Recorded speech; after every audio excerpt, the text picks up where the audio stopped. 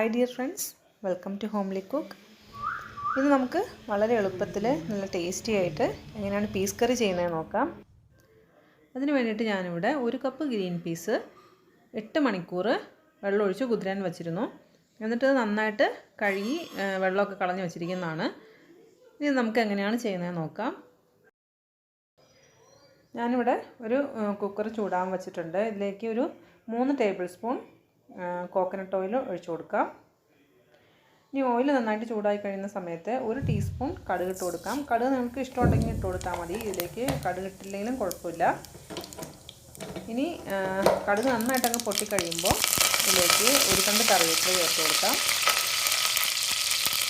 ഇതിലേക്ക് ഒരു വലിയ സവാള ഇതുപോലെ കനം കുറച്ച് നീളത്തിലരിഞ്ഞത് ചേർത്ത് കൊടുക്കാം. ഒരു വലിയ സവാള അല്ലെങ്കിൽ 2 ചെറിയ സവാള എടുത്താലും മതി. ഇവിടെ സവാള ചെറുതായിട്ടൊന്ന് വെള്ളം വലിഞ്ഞ് വന്നിട്ടുണ്ട്.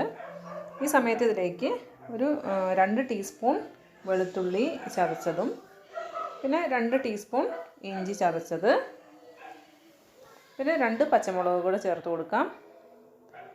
പിന്നെ നന്നായിട്ടൊന്ന് ഇഞ്ചിയുടെയും വെളുത്തുള്ളിയുടെയും എല്ലാം പച്ചമണമൊക്കെ ഒന്ന് മാറി നന്നായിട്ട് സവാള വഴന്ന് വരണം.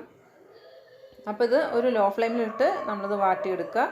അല്ലെങ്കിൽ പെട്ടെന്ന് അങ്ങ് ഇഞ്ചിയും വെളുത്തുള്ളിയൊക്കെ കത്തിപ്പോവും. സവാള ഇവിടെ നന്നായിട്ട് വാടി വന്നിട്ടുണ്ട്. ഇനി ഇതിലേക്ക് ഒരു മീഡിയം സൈസ് തക്കാളി ഇതുപോലെ ചെറുതായിട്ട് അരിഞ്ഞത് ചേർത്ത് കൊടുക്കുക. നന്നായിട്ട് പഴുത്ത തക്കാളി എടുക്കാനായിട്ട് ശ്രദ്ധിക്കണം. അതുപോലെ നമ്മൾ സവാള വഴറ്റുന്ന സമയത്തെല്ലാം ഒരു മീഡിയം ടു ലോ ഫ്ലെയിമിലിട്ട് വേണം നമ്മൾ ഇത് വഴറ്റിയെടുക്കാനായിട്ട്. അല്ലെങ്കിൽ സവാള നമ്മൾ ഉദ്ദേശിക്കുന്ന രീതിയിൽ നന്നായിട്ട് വഴന്ന് വരില്ല, പെട്ടെന്ന് അങ്ങ് കത്തിപ്പോകാൻ ചാൻസ് ഉണ്ട്. ഇനി ഇതൊന്ന് അടച്ച് വെച്ച് വേവിച്ചെടുക്കാം.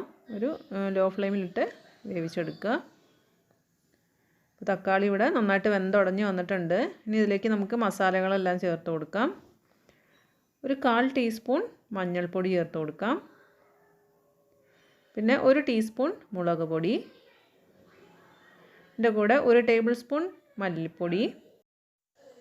ഇതെല്ലാം ചേർത്തിട്ട് നന്നായിട്ടൊന്ന് ചൂടായിക്കോട്ടെ. 1 മിനിറ്റ് ലോ ഫ്ലെയിമിലിട്ട് നന്നായിട്ട് ചൂടാക്കിയെടുക്കാം. ഇനി ഇതിലേക്ക് നമുക്ക് 1/2 ടീസ്പൂണിൽ നിന്ന് ഒരു 1/4 ടീസ്പൂൺ വരെ ഗരം മസാല ചേർത്ത് കൊടുക്കാം. ഞാനിപ്പോൾ ഒരു 1/4 ടീസ്പൂൺ ഗരം മസാല ചേർത്തിട്ടുണ്ട്. അത് ഓരോരുത്തരുടെ ഇഷ്ടത്തിനനുസരിച്ച് അങ്ങോട്ടും ഇങ്ങോട്ടും വ്യത്യാസം വരുത്താം. ഇനി ഇതുകൂടെ ഒന്ന് നന്നായിട്ടൊന്നങ്ങ് മിക്സ് ചെയ്തെടുക്കുക. എന്നിട്ട് നമ്മൾ നന്നായിട്ട് കഴുകിയെടുത്ത് വെച്ചിരിക്കുന്ന പീസ് ഇതിലേക്ക് ചേർത്ത് കൊടുക്കാം. ഇതൊന്നങ്ങ് നന്നായിട്ടൊന്ന് മിക്സ് ചെയ്ത് കൊടുക്കുക. എന്നിട്ട് ഇതിലേക്ക് നമുക്ക് ആവശ്യമുള്ള വെള്ളം ചേർത്ത് കൊടുക്കാം. ഞാനിവിടെ ഒരു 1.5 കപ്പ് വെള്ളം ഇതിലേക്ക് ചേർത്തിട്ടുണ്ട്. അതിൽ കൂടുതൽ വെള്ളം ആവശ്യമില്ല. ഇനി ഇതിലേക്ക് ആവശ്യമുള്ള ഉപ്പ് കൂടെ ചേർത്ത് കൊടുക്കാം. ഇത് ഹിമാലയൻ സോൾട്ടാണ്, അതുകൊണ്ടാണ് ഈ കളറിലിരിക്കുന്നത്. ഇനി ഇതിൻ്റെ അടപ്പടച്ചിട്ട് ഒരു 3 നിന്ന് 4 വിസിൽ വരെ, എനിക്കിപ്പോൾ ഒരു 4 വിസിൽ പോയാലാണ് ഇത് വേവുള്ളൂ. കുറച്ച് വേവുള്ള ഗ്രീൻ പീസാണ്. അപ്പം നിങ്ങളുടെ അടുത്തുള്ള ഗ്രീൻ പീസിൻ്റെ വേവ് അനുസരിച്ച് വേവിച്ചെടുക്കുക. ചിലപ്പോൾ 2 or 3 ഒക്കെ പോയാൽ വെന്ത് കിട്ടുന്ന ഗ്രീൻ പീസ് ഉണ്ട്. അപ്പോൾ അതിനനുസരിച്ച് നിങ്ങൾ വേവിച്ചെടുക്കുക.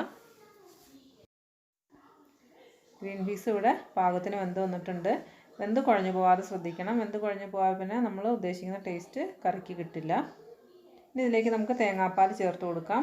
ഞാനിപ്പോൾ ഇവിടെ ഒരു 1/4 കപ്പ് രണ്ടാം പാലാണ് ആദ്യം ചേർത്ത് കൊടുക്കുന്നത്. ഇത് 1.5 കപ്പ് തേങ്ങയെന്നെടുത്ത രണ്ടാം പാലാണ്. ഇനി ഇത് നന്നായിട്ടൊന്ന് തിളച്ച് ചെറുതായിട്ടൊന്ന് വറ്റി വരണം. ഇവിടെ രണ്ടാം പാൽ നന്നായിട്ട് തിളച്ചൊന്ന് വറ്റി വന്നിട്ടുണ്ട്. ഇതിലേക്ക് നമുക്ക് 1-ാം പാൽ ചേർത്ത് കൊടുക്കാം. ഞാനിപ്പോൾ ഇവിടെ 1/2 കപ്പ് 1-ാം പാലാണ് എടുത്തിരിക്കുന്നത്. അപ്പോൾ തേങ്ങയിൽ നിന്ന് എത്ര പാൽ കിട്ടുന്നോ അത്ര എടുക്കുക.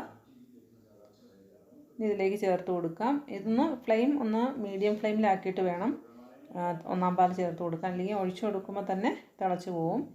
നന്നായിട്ടൊന്ന് മിക്സ് ചെയ്ത് യോജിപ്പിക്കുക. നന്നായിട്ട് തിളയ്ക്കണ്ട, ജസ്റ്റ് ഒന്നങ്ങ് തിളച്ച് വരുമ്പോൾ നമുക്ക് ഫ്ലെയിം ഓഫ് ചെയ്യാം. ഇതിവിടെ ഒന്ന് തിളച്ച് വന്നിട്ടുണ്ട്. ഞാൻ ഫ്ലെയിം ഓഫ് ചെയ്യാണ്. ഇതിൻ്റെ മുകളിലേക്ക് ഒരല്പം കറിവേപ്പില കൂടെ ചേർത്ത് കൊടുക്കാം. എന്നിട്ടിത് കുറച്ച് നേരം ഒന്ന് അടച്ചു വയ്ക്കാം. വളരെ പെട്ടെന്ന് തന്നെ ചെയ്യാൻ പറ്റുന്ന ഒരു കറിയാണ്.